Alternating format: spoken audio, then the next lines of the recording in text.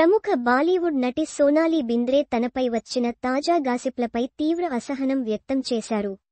మహారాష్ట్ర నవనిర్మాణ సేన ఎంఎన్ఎస్ అధ్యక్షుడు రాజ్ ఠాక్రేతో తనకు సంబంధం ఉందంటూ కొన్ని మీడియా వర్గాల్లో ప్రచారం జరుగుతుండగా ఆమె ఈ వార్తలను ఖండించారు. ఈ పుకార్లు తనను ఎంతగానో బాధించాయని ఆమె తెలిపారు.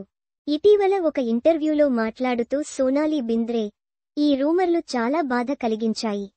అసలు దీనికి తార్కికత కూడా లేదు. రాజ్ ఠాక్రేకు నాకు ఎలాంటి వ్యక్తిగత సంబంధం లేదు అని స్పష్టం చేశారు. ఆమె తన కుటుంబానికి, రాజ్ ఠాక్రే కుటుంబానికి మధ్య ఉన్న పరిచయాన్ని వివరించారు. గతంలో మా బావ రాజ్ కజిన్లతో క్రికెట్ ఆడేవారు. రాజ్ భార్య షర్మిల కుటుంబంతో మా కుటుంబానికి మంచి పరిచయం ఉంది. అంతే తప్ప ఇంకా ఏమీ లేదు అని ఆమె తేల్చి చెప్పారు.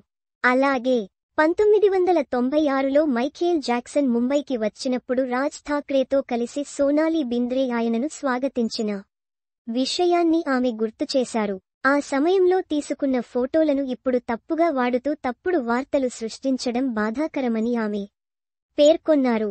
ప్రస్తుతం సోనాలి టెలివిజన్ షోలతో బిజీగా ఉన్నారు.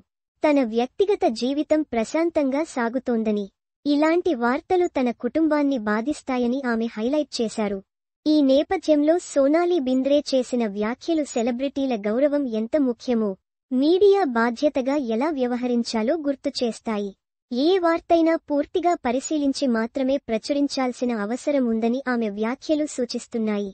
మీడియాలో వార్తలు ప్రచురించేటప్పుడు తార్కికత, నిజాలను నిర్ధారించుకోవడం ఎంత ముఖ్యమో ఈ సంఘటన తెలియజేస్తుంది.